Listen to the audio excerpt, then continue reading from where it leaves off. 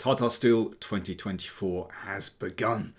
And what a lineup of players. We've got 2 world champions, 5 candidates, and some of the best of the younger generation. Well, let's plunge straight in. I could have picked any of the games really to look at. There was fascinating stuff in this first round. But I've picked the game between Dhammaraju Gukesh from India. He's 17 years old. And his opponent here, well, very old, Noribek Abdusattorov from Uzbekistan. He's already 19. Let's see what happened. This really caught my eye. I thought it was a fantastic game. So Gukesh playing white. Of course, he's a candidate. He'll be playing in Toronto in April. Chocopiano keeps a lot of tension in the position. And this is already a very interesting moment. Instead of bishop c5, the most usual move, which we've discussed a lot in this channel, then Abdusattorov played instead bishop e7. So this is a careful move. If you remember, when we were looking at bishop c5, I've shown you a few games with Magnus Carlsen playing like this, roughly. He also did this in the Spanish. And this pin has proved surprisingly awkward for a lot of players. You can deal with it, but still, I think it's very interesting to see that recently attention has moved over towards this move bishop e7, which basically means that if the bishop comes to g5, this just isn't a problem at all because the bishop, well, there's no pin for a start. So it's a more modest move, but a careful move. Castles. And castles from black. And here I think, black could well go for d5. For example, if white plays the standard c3 move, then d5 could be played. That's an interesting move. So that's why knight c3 is played, which takes control over the d5 square. d6. Now, having played d6, creating this pawn chain, protecting the pawn on e5, then black is actually ready to play knight a5 to exchange off that beautiful bishop. So that's why white plays a4. Not just to gain space on the queen side, but it gives the bishop a retreat. Bishop g4. So this is really interesting. I mentioned this pin bishop g5 earlier, except it's not a pin here. But black is doing the same. Notice this bishop is outside the pawn chain, and this pin is a bit problematic for white. There's already a threat to play knight d4. So how do you deal with this? So white has the same problems as we've been discussing previously with black. Well, it does no harm to throw in h3. White would very much welcome this exchange. So of course the bishop just drops back to h5, maintaining the pin. So there's still a threat to play knight d4, and that's why bishop e3 comes. g4, that looks premature. I suspect that this sacrifice is already quite good for black. But there's no need for white to commit straight away. So bishop e3 means that if that knight is thrown in, then it can be exchanged off. And this has been played in quite a few games, actually. This is quite a hotly disputed variation currently. And there are various ways that black can play. As I said, knight d4 has been played before. Interestingly, I saw a game by Caruana in the recent World Rapid, and he played king h8, fascinating move, which later on prepares perhaps to advance with f5 once that knight is moved or exchanged off. I've also noticed Aronian playing this quite a lot with black. So when you get leading players such as Caruana and Aronian testing this variation, you realise, okay, this is worth considering. And this next move by Abdusattorov, well, this has also been played by Aronian. It's such a brazen move. It's directed towards the queen side. The king side, rather. Yeah, it was a late night last night. So it means straight away, well, of course, g4 is out of the question, as that wins. And previously we've seen Duda played this against Aronian and played a5 and then played knight d5.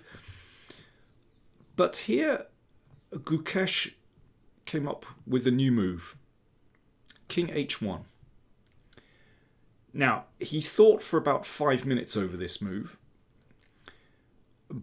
but from the way that the players were playing afterwards, they played this next sequence of moves, which is really tricky, and they played these moves really quickly.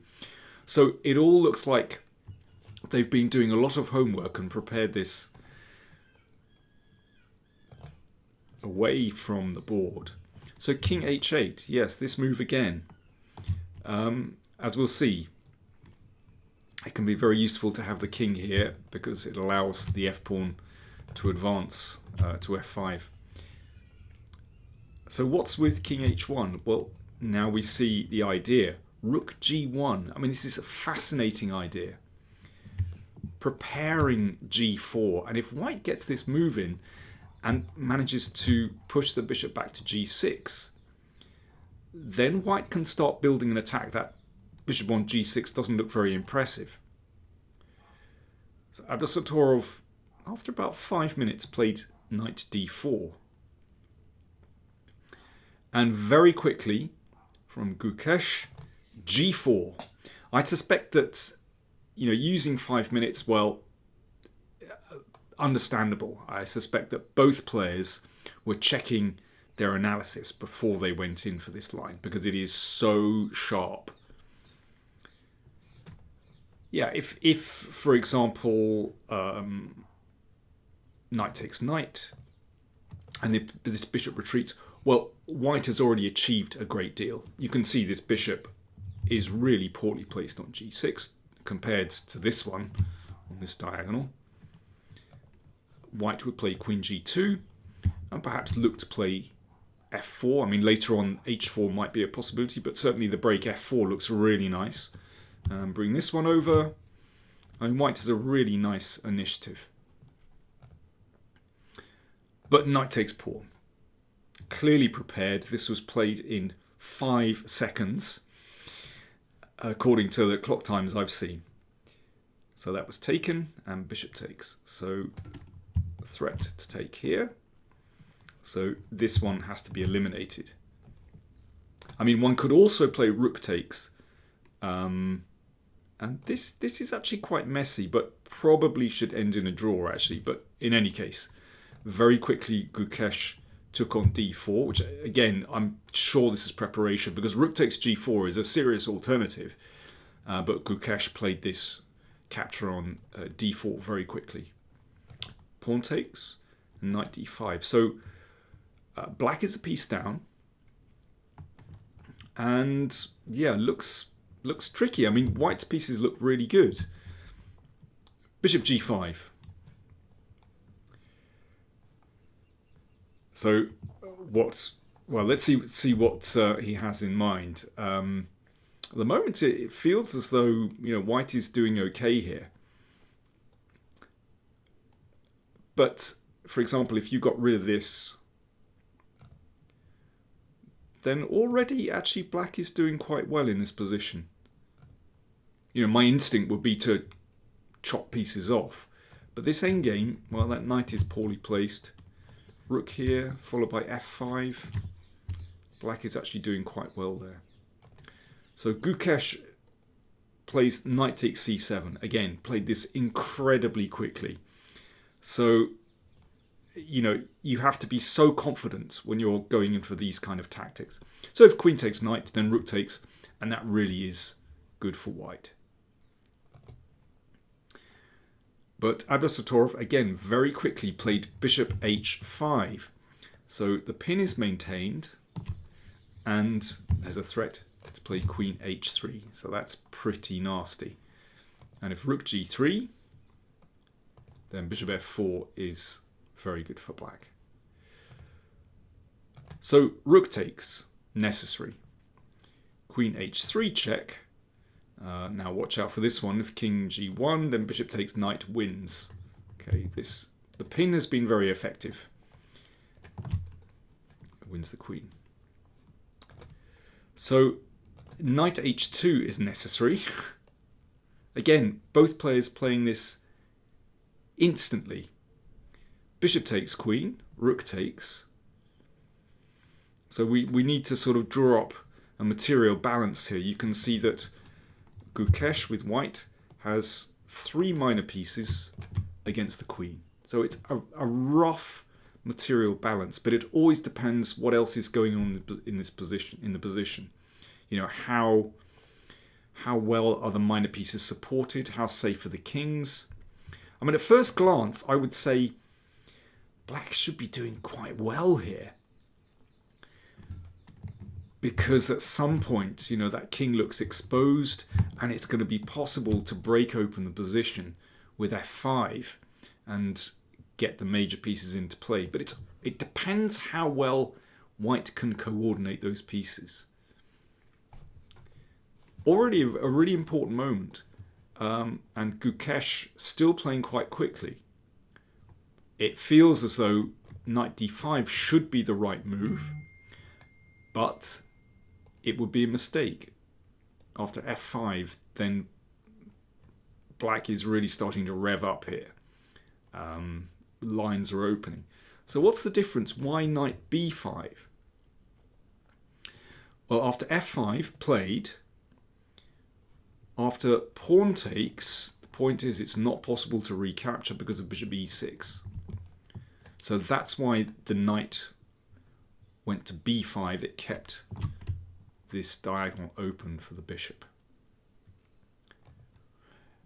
This was the moment after f5 where Gukesh had his first big think. I say big think, he thought for about 10 minutes here.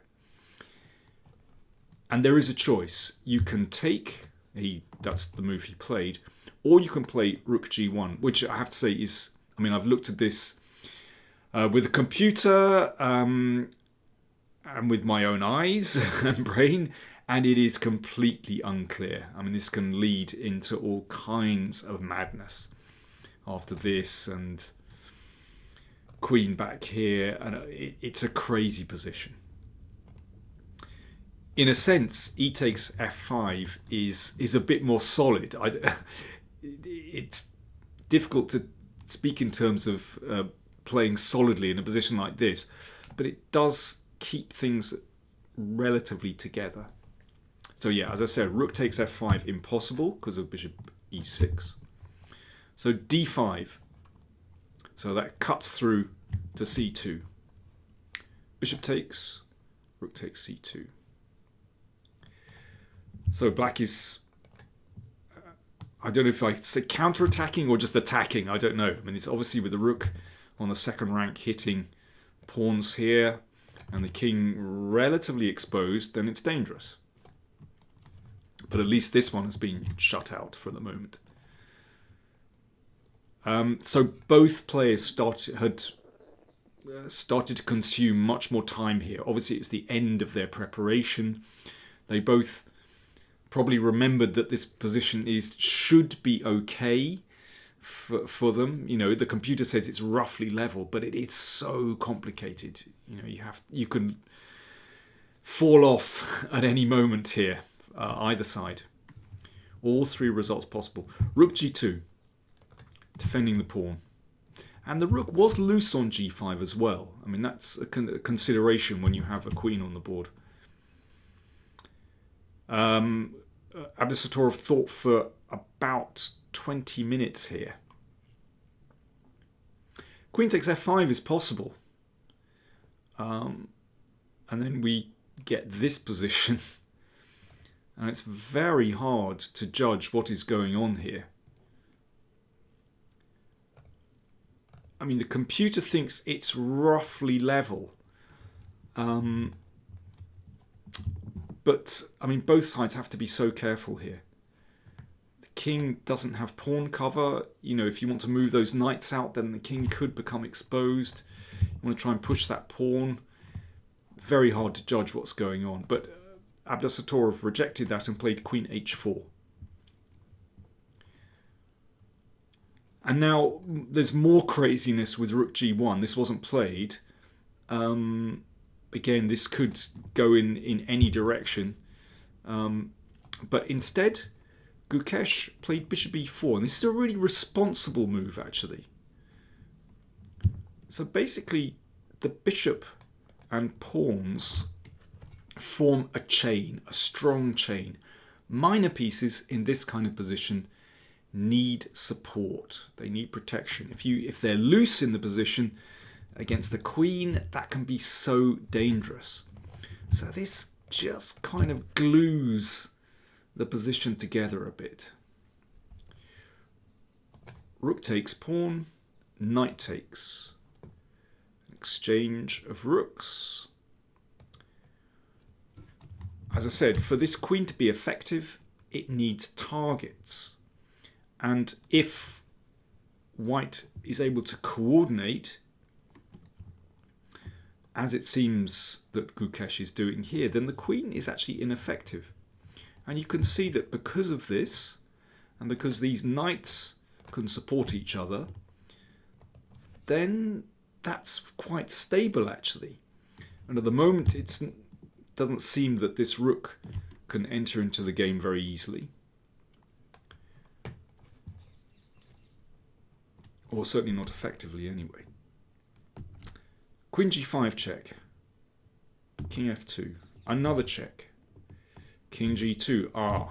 Okay, so is it going to end in a draw? Well, Gukesh decided not to repeat the position. He could have done with king here, but instead he put the king back on F1. So he's playing for the win. Really interesting. The queen came back to F6 and knight F3. So you can see everything is glued together. The question is, can white bring that rook into the game? And if so, then you might be able to slowly coordinate and perhaps get some attack here, perhaps attack those queenside pawns. But it's so difficult, it's so double-edged. G6 from Abdusattorov. So he's trying to break things up, trying to sort of get through to the king. And it also means that black's king, well, there means there are no back rank tricks. But it's hard to say whether, I mean, the king is also a little bit insecure actually after G6. Rook C1 played. So after another big think by Gukesh, activating the rook. What about taking the pawn? That's risky. After this, I mean, this looks better for black now.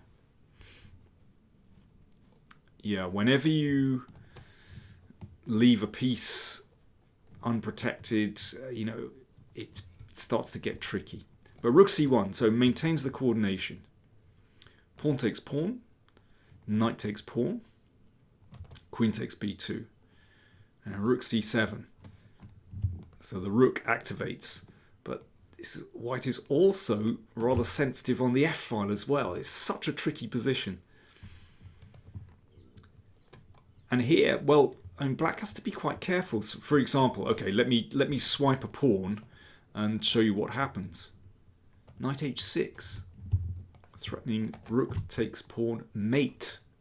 And you can see that white's king, because these pieces are stable, then actually white's king is safe. So black has to be really careful here after rook c7. So a check. King came up. Another check. Now, don't step to e3. That rook is loose. Queen b6 would attack both pieces. So the king stepped back. Queen b1 check. And yeah, don't step to the g file. There could be something nasty happening here as well. So it's such a tricky position. And another check. And the players, well, a repetition, so that's a draw basically. Threefold repetition results in a draw. Just one last little trick. What about knight d2? Would that play for the win? No. The queen attacks the rook, and rook takes knight threatened as well. So you can see that white has to hold everything together very carefully, otherwise, you know, it could be disastrous. So game ends in the draw. I found that absolutely fascinating. Brilliant game. Superb preparation from both players. This is simply a part of the modern game. But when they reached the end of their analysis, that clearly came somewhere around here, I would say, then they negotiated the complications very well indeed. Right. Next game, round 2, is played today, Sunday. I'll get another recording to you at some point, but do check out the games. You'll find you can follow the games live, of course. Do check out the website for more details, and you can see how everyone else did as well. Right, thanks for watching. See you soon.